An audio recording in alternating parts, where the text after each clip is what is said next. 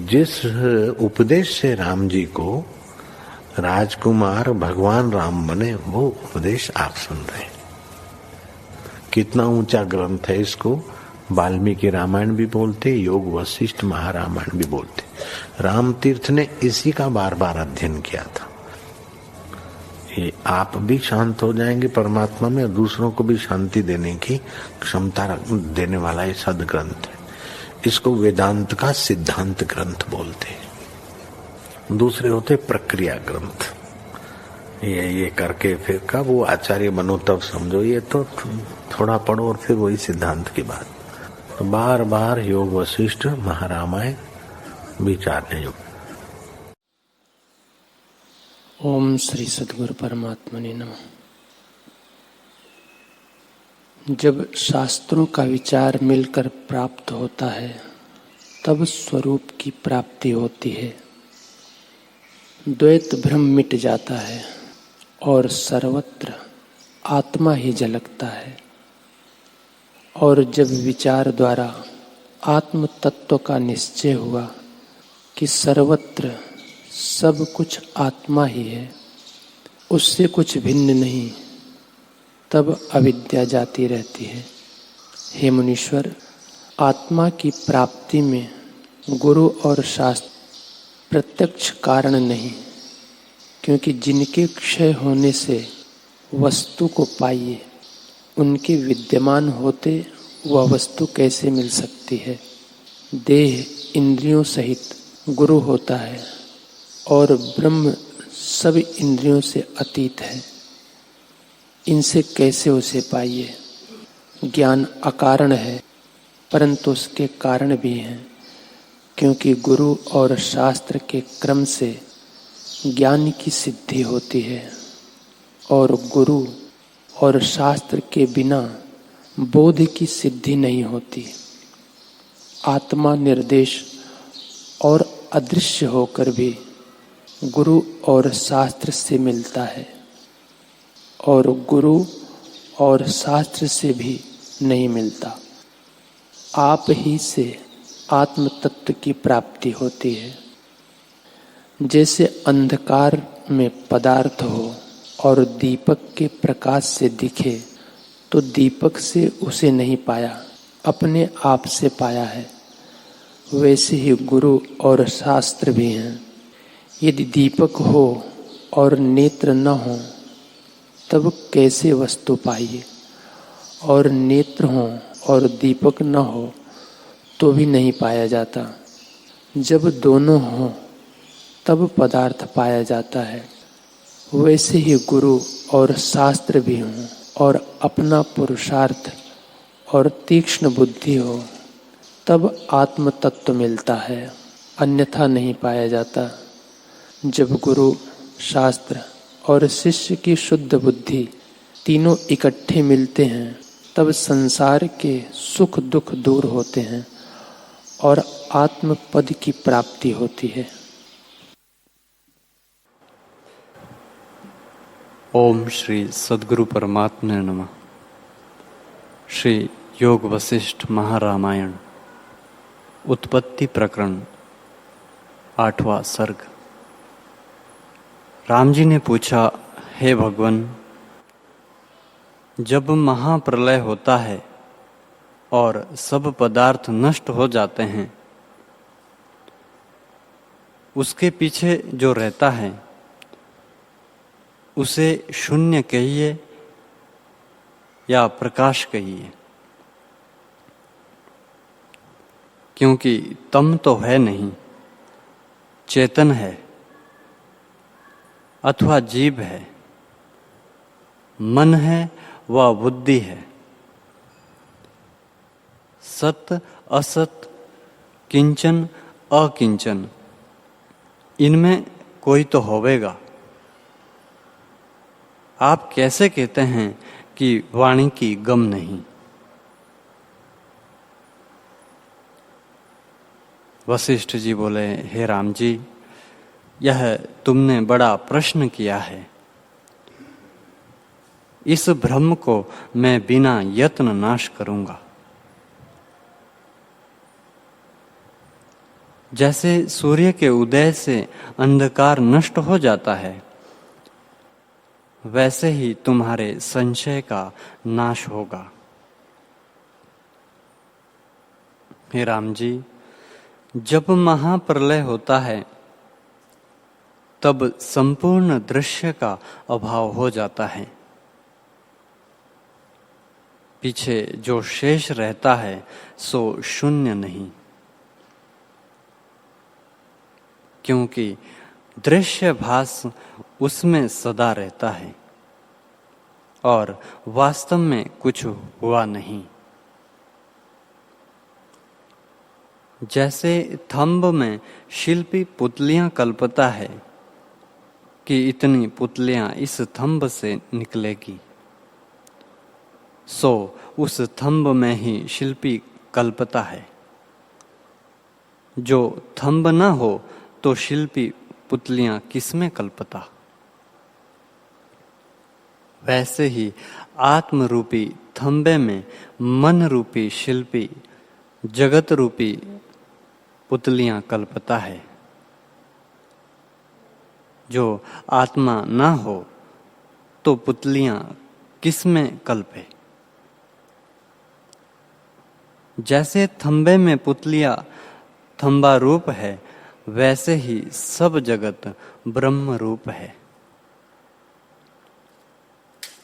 ब्रह्मा से इतर जगत का होना नहीं। जैसे पुतलियों का सद्भाव और असद्भाव थंब में है, क्योंकि अधिष्ठान रूप थंबा है। थंबे बिना पुतलियां नहीं होती। वैसे ही जगत आत्मा के बिना नहीं होता। हे राम जी, सद्भाव हो जाता है वह सत से होता है, असत में नहीं। और असत भाव सिद्ध होता है, वह सत में ही होता है, असत से नहीं होता। इससे सत शून्य नहीं। जो शून्य होता तो किस में भासता।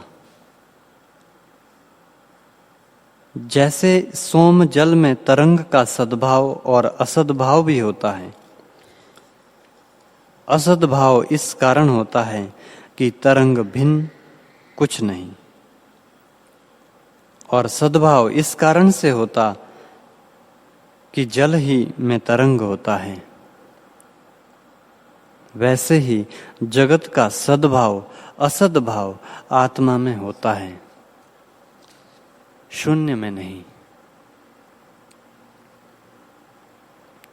जैसे सोम जल में कहने मात्र को तरंग है, नहीं तो जल ही है,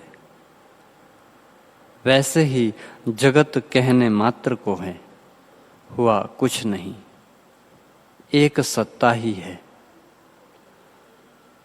और शून्य और अशून्य भी नहीं, क्योंकि शून्य और अशून्य ये दोनों शब्द उसमें कल्पित है। शून्य उसको कहते हैं जो सद्भाव से रहित अभाव रूप हो, और अशून्य उसको कहते हैं जो विद्यमान हो, पर आत्मसत्ता इन दोनों से रहित है। अशून्य भी शून्य का प्रतियोगी है। जो शून्य नहीं तो अशून्य कहाँ से हो। ये दोनों ही अभाव मात्र है। हे राम जी, यह सूर्य, तारा, दीपक आदि भौतिक प्रकाश भी वहां नहीं, क्योंकि प्रकाश अंधकार का विरोधी है। जो यह प्रकाश होता तो अंधकार सिद्ध ना होता। इससे वहां प्रकाश भी नहीं है और तम भी नहीं है, क्योंकि सूर्य आदिक जिससे प्रकाशते हैं वह तम कैसे हो। आत्मा के प्रकाश बिना सूर्य आदिक भी तम रूप है। इससे वह शून्य है, ना अशून्य है, ना प्रकाश है ना तम है, केवल आत्म तत्व मात्र है। जैसे थंब में पुतलियां कुछ है नहीं, वैसे ही आत्मा में जगत कुछ हुआ नहीं। जैसे बेली और बेली की मज्जा में कुछ भेद नहीं, वैसे ही आत्मा और जगत में कुछ भेद नहीं। और जैसे जल और तरंग में, मृत्तिका और घट में कुछ भेद नहीं, वैसे ही ब्रह्म और जगत में कुछ भेद नहीं। नाम मात्र भेद है। हे राम जी, जल और मृत्तिका का जो दृष्टांत दिया है, ऐसा भी आत्मा में नहीं। जैसे जल में तरंग होता है और मृत्तिका में घट होता है, सो भी परिणाम रूप होता है। आत्मा में जगत भान नहीं है, और जो मानसिक है तो आकाश रूप है। इससे जगत कुछ भिन्न नहीं है। रूप, अवलोकन, मनस्कार जो कुछ भासता है वह सब आकाश रूप है। आत्म सत्ता ही चित्त के फुरने से जगत रूप हो भासती है। जगत कुछ दूसरी वस्तु नहीं। जैसे सूर्य की किरणों में जलाभास होता है, वैसे ही आत्मा में जगत भासता है। हे राम जी, थंबे में जो शिल्पाकार पुतलियां कल्पता है, सो भी नहीं होती, और यहाँ कल्पने वाला भी बीच की पुतली है, वह भी होने बिना भासती है। हे राम जी, जिससे यह जगत भासता है उसको शून्य कैसे कहिए, और जो कहिए कि चेतन है तो भी नहीं, क्योंकि चेतन भी तब होता है जब चित्त कला फुरती है। जहाँ फुरना ना हो वहाँ चेतनता कैसे रहे। जैसे जब कोई मिर्च को खाता है तब उसकी तिखाई भासती है, खाए बिना नहीं भासती। वैसे ही चैतन्य जानना भी स्पंद कला में होता है, आत्मा में जानना भी नहीं होता। चैतन्यता से रहित चिन्ह मात्र अक्षय सुषुप्ति रूप है। उसको जो तूर्य कहता है वह ज्ञेय ज्ञानवान से गम्य है। हे राम जी, जो पुरुष उसमें स्थित हुआ है उसको संसार रूपी सर्प नहीं डस सकता। वह अचैत्य चिन्मात्र होता है,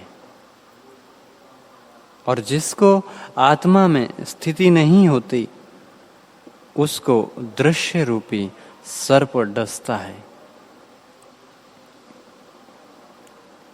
आत्मसत्ता में तो कुछ द्वैत नहीं हुआ। आत्मसत्ता तो आकाश से भी स्वच्छ है। इनका दृष्टा, दर्शन, दृश्य, स्वतः अनुभव सत्ता आत्मा का रूप है, और वह अभ्यास करने से प्राप्त होती है। हे राम जी, उसमें द्वैत कल्पना कुछ नहीं है, वह अद्वैत मात्र है। वह ना दृष्टा है ना जीव है, ना कोई विकार और ना स्थूल ना सूक्ष्म है। एक शुद्ध अद्वैत रूप अपने आप में स्थित है। जो यह चैत्य का फुरना ही आदि में नहीं हुआ, तो चेतन कला रूप जीव कैसे हो? और जो जीव ही नहीं तो बुद्धि कैसे हो? जो बुद्धि ही नहीं तो मन और इंद्रियां कैसे हो? जो इंद्रियां नहीं तो देह कैसे हो? और जो देह ना हो तो जगत कैसे हो?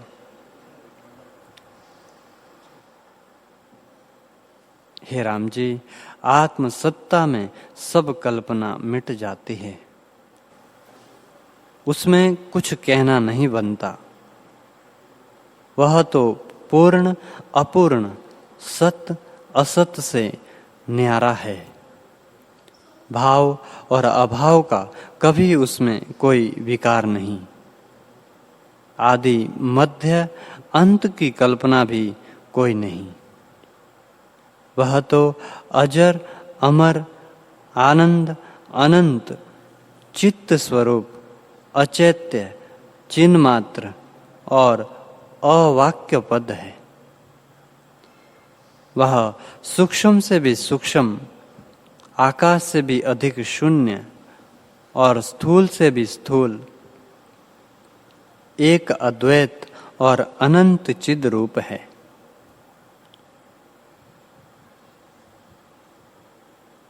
इतना सुन राम जी ने पूछा, हे भगवान, यह अचिंत्य चिन्ह मात्र और परमार्थ सत्ता जो आपने कही, उसका रूप बोध के निमित्त मुझसे फिर कहो। वशिष्ठ जी बोले, हे राम जी, जब महाप्रलय होता है तब सब जगत नष्ट हो जाता है, पर ब्रह्म सत्ता शेष रहती है। उसका रूप मैं कहता हूं। मन रूपी ब्रह्म है। मन की वृत्ति जो प्रवृत्त होती है वह एक प्रमाण, दूसरी विपर्यक, तीसरी विकल्प, चौथी अभाव और पांचवी स्मरण है। प्रमाण वृत्ति 3 प्रकार की है, एक प्रत्यक्ष, दूसरी अनुमान। जैसे धुआं से अग्नि जानना और तीसरी शब्द रूप, ये तीनों प्रमाण वृत्ति आप्त कामिका है। द्वितीय विपर्यक वृत्ति है। विपरीत भाव से तृतीय विकल्प वृत्ति है। चेतन ईश्वर रूप है और साक्षी पुरुष रूप है। अर्थात जैसे सीप पड़ी हो और उसमें संशय वृत्ति चांदी की या सीपी की भासे, तो उसका नाम विकल्प है। चतुर्थ निद्रा अभाव वृत्ति है और पंचम स्मरण वृत्ति है। यही पांचों वृत्तियां हैं और इनका अभिमान मन है। जब तीनों शरीरों का अभिमानी अहंकार नाश हो, तब पीछे जो रहता है सो निश्चल सत्ता अनंत आत्मा है।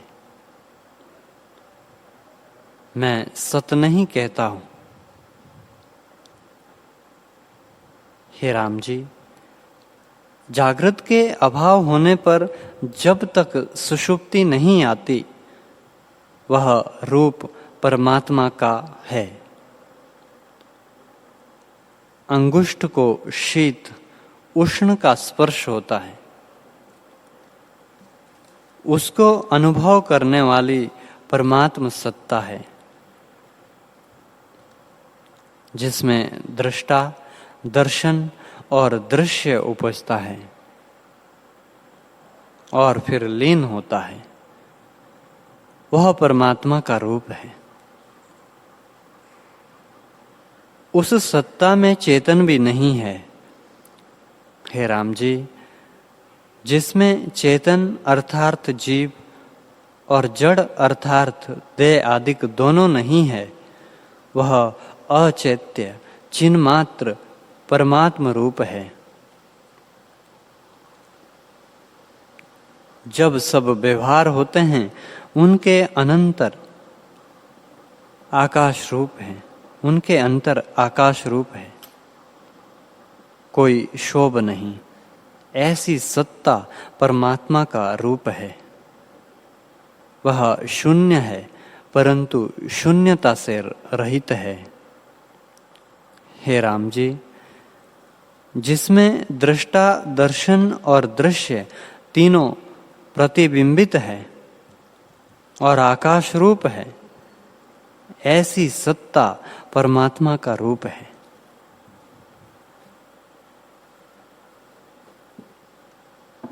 जो स्थावर में स्थावर भाव और चेतन में चेतन भाव से व्याप रहा है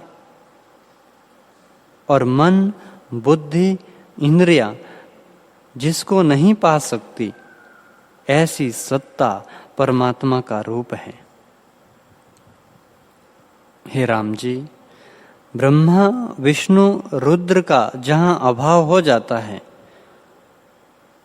उसके पीछे जो शेष रहता है और जिसमें कोई विकल्प नहीं, ऐसी अचेत चिन्ह मात्र सत्ता परमात्मा का रूप है।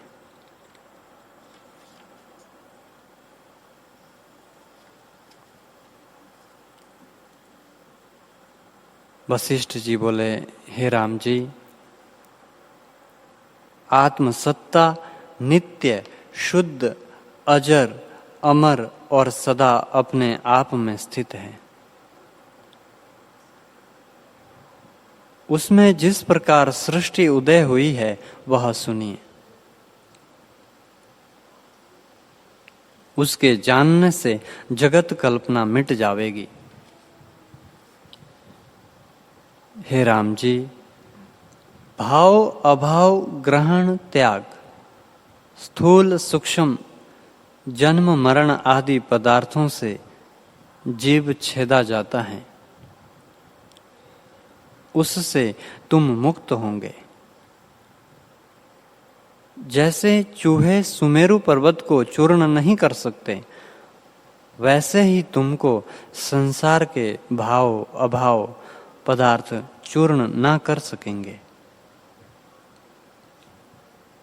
हे राम जी, आदि शुद्ध देव अचेत चिन्ह मात्र है। उनमें चैत्य भाव सदा रहता है, क्योंकि वह चैतन्य रूप है। जैसे वायु में स्पंद शक्ति सदा रहती है, वैसे ही चिन्ह मात्र में चैत्य का फूरना रहकर अहमअस्मि भाव को प्राप्त हुआ है। इस कारण उसका नाम चैतन्य है। हे राम जी, जब तक चैतन्य संबित अपने स्वरूप के ठौर नहीं आता, तब तक इसका नाम जीव है और संकल्प का नाम बीज चित्त संबित है। उसी से सर्वभूत जाति उत्पन्न हुई। इससे सबका बीज चित्त संबित है। जब जीव संबित चैत्य को चेतता है, तब प्रथम शून्य होकर उसमें शब्द गुण होता है। उस आदि शब्द तन मात्रा से पद, वाक्य और प्रमाण सहित वेद उत्पन्न हुए। जितना कुछ जगत में शब्द है उसका बीज तन मात्रा है। जिससे वायु स्पर्श होता है फिर रूप तन मात्रा हुई।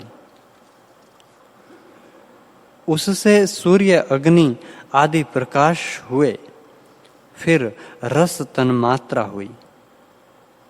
जिससे जल हुआ और सब जलों का बीज वही है। फिर गंध तन मात्रा हुई जिससे संपूर्ण पृथ्वी हुई और सब पृथ्वी का बीज वही है। हे राम जी, इसी प्रकार पांचों भूत हुए हैं।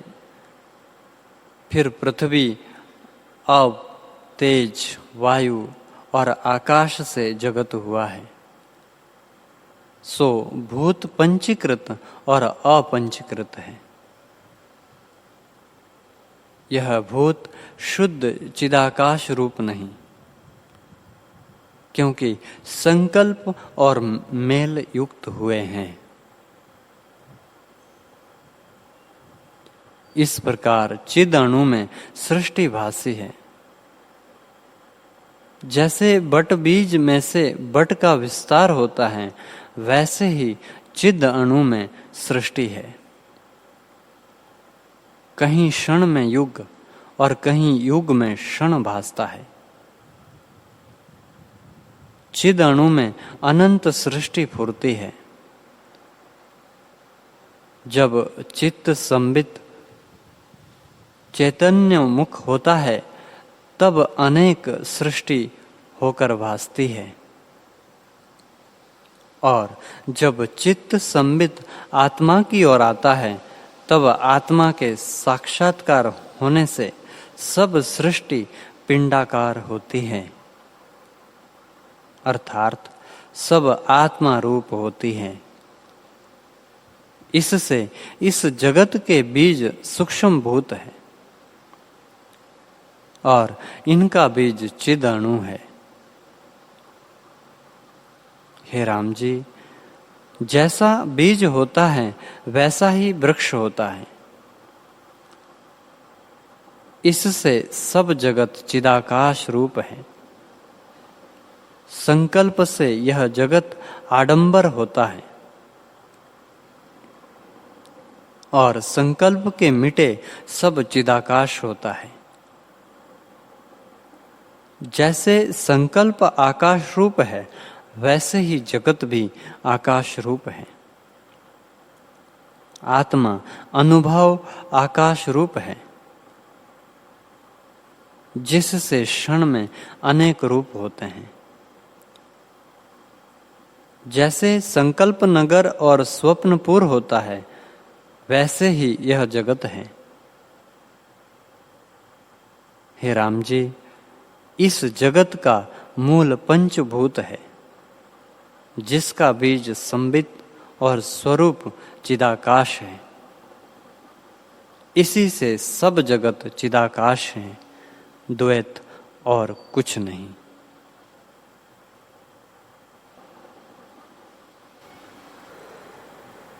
हरे